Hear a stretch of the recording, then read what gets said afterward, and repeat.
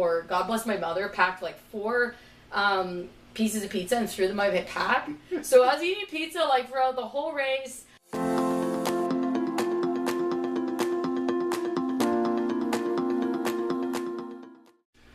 This is John Shep from I Run Magazine, also the Athletics Ontario Running Podcast, and we are doing our first in-person interview for the AO Running Podcast. I have, the Canadian Queen of Ultra Running. She is... Oh, no, I would not say she that. Is, well, I will say it for you. She is the undisputed. Please acknowledge and welcome to the AO Running Podcast, Selene Mallone. Hello. So, I'm not fibbing. Like, Divide 200 winner, Arizona Monster, course record holder this year. Like, what makes you not that good other than being self-conscious? Just a lot of luck. A lot of good luck and a lot of good fortune. Come here, puppy. No, you don't want to be here? Okay. This is Henry. He is the center of attention, or tries to be all the time, by the way. So, as I said, we've got the Ribbon 200 coming right up. Eric Darcy, Crazy Cat Adventures, is putting on this amazing race. I'm curious because we have talked previously about, again, your Arizona Monster 300, your Divide 200 last year, but I'm curious what you're taking from those two events into the Ribbon this year. Like, what have you learned from each of those events that you are incorporating into the Ribbon? So with the two of them, so the Divide in particular, I learned I can climb because it was a lot of ridge running, a lot of high mountain climbing. So I definitely developed more of a confidence in myself in being able to climb because I never really had that before.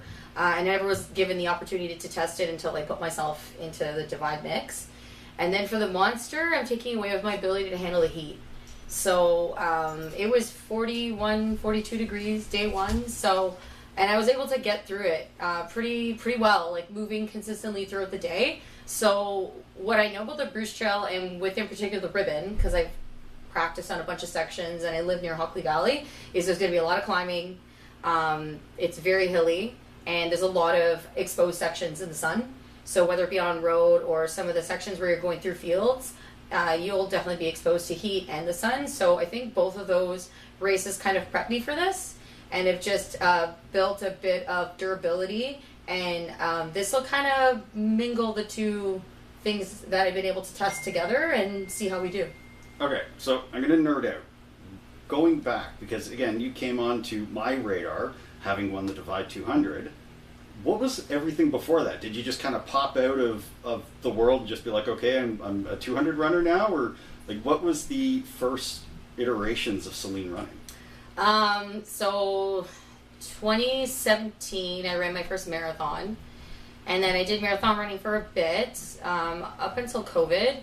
My first ultra marathon was 2017 as well. And it was a Spartan Ultra World Championship race in Iceland. We basically ran for... Not easy, by the way. No, so I ran for 24 hours. It was a 5 kilometer loop, or 5 mile. I can't remember, it was so long ago. But you were in the snow, and we were basically in the middle of nowhere, and we were doing obstacles as well. So you're doing like rope climbs and like going over walls and barbed wire crawls and everything, much like you would do in a Spartan race, but just in a different country completely. Just in Iceland. Just in Iceland. And I ended up doing that race from 2017 and in 2018, and I'm like, I'm never going to do it again. And then they changed it to Sweden. I'm like, well, I guess I have to go back. So I went back in 2019, and I ended up, every year I went a little bit further. So, and the final year I went the full 24 hours. And that for me was just like show progression. And then 2 weeks later I ran my first 50K. So I came back from Sweden, and then ran my first 50K. I did the Fat Ass Trail Run just to do it. Yeah, good one. Ottawa, Ontario. Yeah. November also can be cold and snowy. And that year it was a blizzard. So I was like, oh, we're prepared for this. Like, this is great. And then COVID, as we know, the world shut down. Suffered just kind of like a stress fracture in my foot. So I had to take a bit of time off running. And then decided while I was injured that I wanted to go away from marathons and move to ultra. So in 2022, I ran my first 100K with Happy Trails, and it was the Foxtail Trail Run. And it was a humid, hot day, because it was back in the day when they used to do it. Back in the August one, yeah. In August. Thank you, Jeff, by the way, for moving it to April. All of us, thank you. But you know what? It was so fun. I had the best day because I kind of fell in love with running for a little bit. It just felt like a chore and something that I didn't really feel like I had a passion for anymore. And then like through COVID, it just kind of just started gravitating more trail, just kind of finding what I liked. And then I was pretty much hooked after doing the 100K. I said, well, that's just it. So then first 100 miles in 2024, and then first 200 was 2025. So the progression was quick, but like my experience in running at this point has been almost 10 years. Okay, so a bunch of jumping off points. You mentioned the stress fracture, and I know you and I have talked about something common in our past, right? Yeah. Whether it's disordered eating or fixation on food.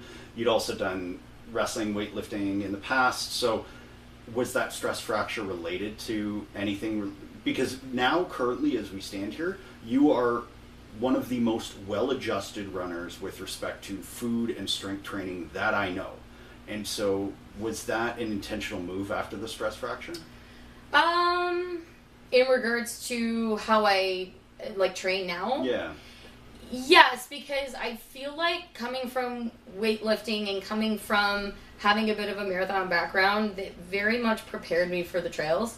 Because I was competing at quite a high level. Like I was going to provincials for powerlifting, working my way to go to nationals. So I very much knew I had good body awareness.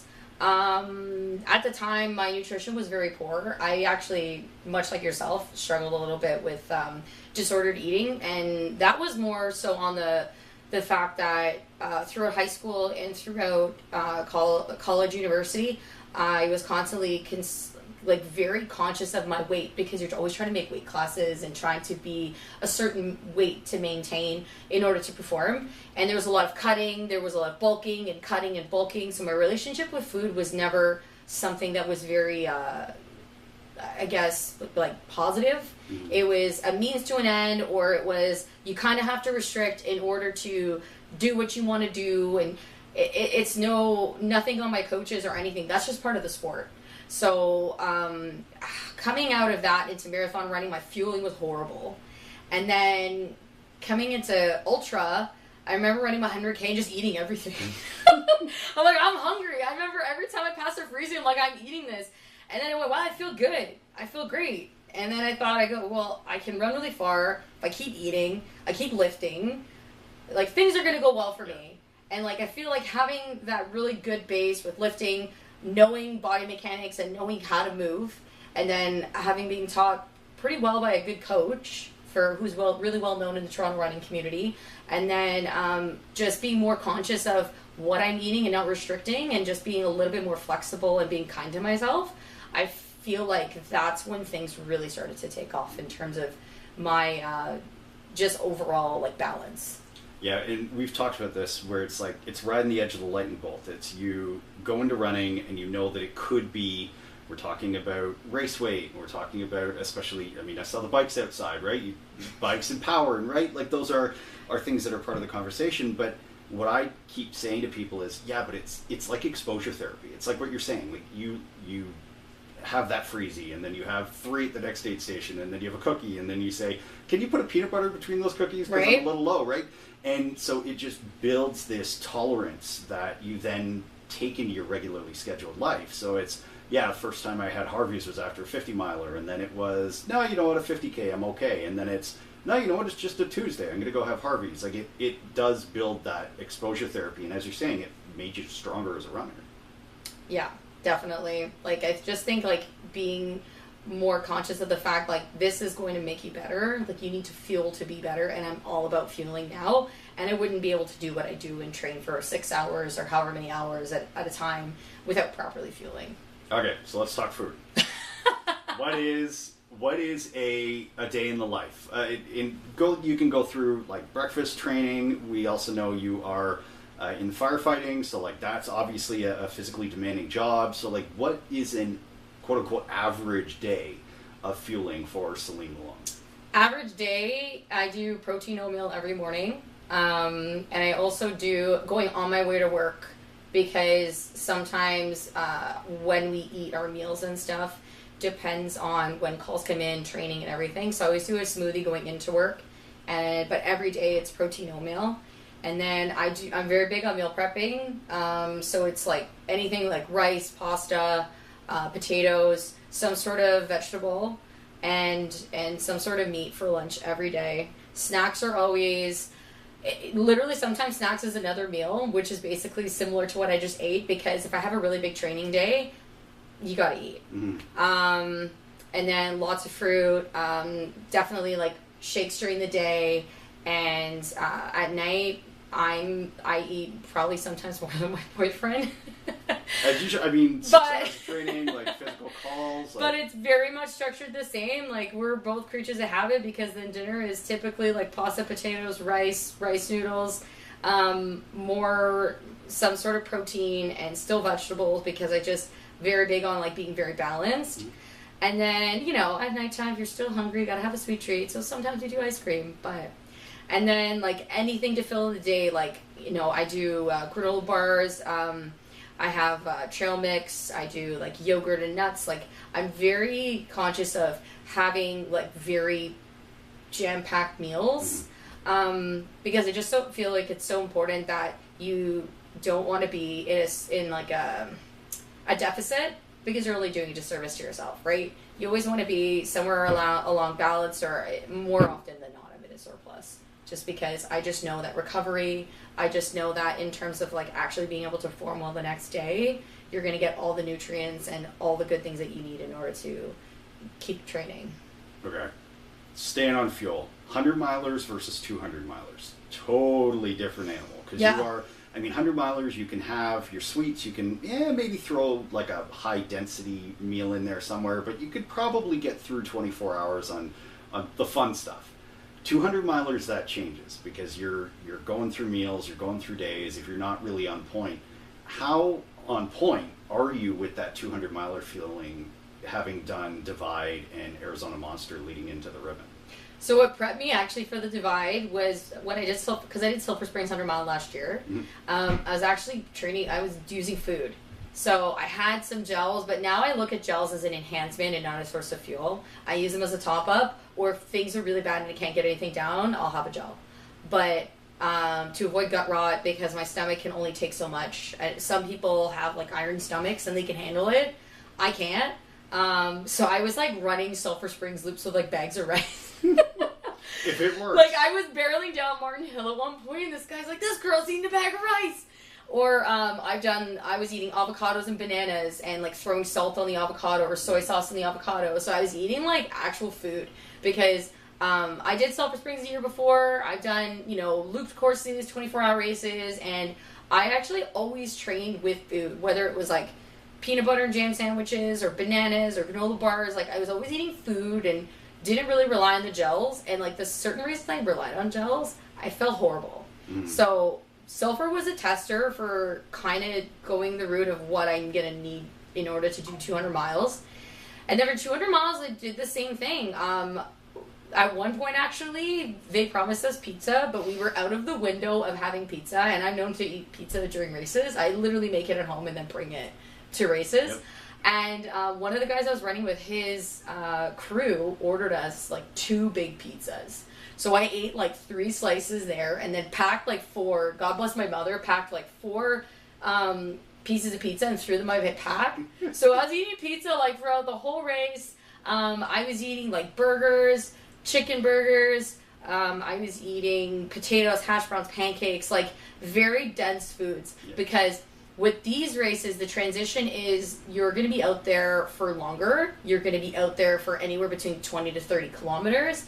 And those 20 to 30 kilometers could take you 3 hours, 4 hours, 5 hours. So the more you can either take with you in terms of like dense foods or put in your system, you're setting yourself up to actually be able to move. When you're not replenishing those carbohydrates or those calories, you fall behind, you move slower, you're actually expending more because you're spending so much more time on the trail. And without adequate fueling, you're only doing yourself a disservice, and you're not going to either hit your time, and sometimes you might end up DNFing. So. Well, and I remember when I did the Sioux 200 last year, it was like they had instant mashed potatoes, it was peanut butter on top, and depending on how I was feeling, it was either instant coffee that went in or soy sauce that went in for the salt. And it was, yeah, you stop at the aid station, you get this giant bolus, because there we also had, like, there was a 60K section with no aid. So we were bringing stuff in our packs, but it wasn't, like, you're not bringing a baggie of mashed potatoes. You probably could, but it is much harder when you're not having those high density foods. And then you can kind of focus on, with us, it was, okay, that's when we're having the Oreos, we're having the candy, we're having the gels. Like, we're not going the speed that you are. So, like, that 50K section was probably 10 hours between aid. And like, it can be that in those races. That, and sometimes I change up my fueling strategy based off of how I'm feeling. So sometimes you can't handle, like, heavy calories, and sometimes too, like, constant eating helps you stay awake. Mm-hmm.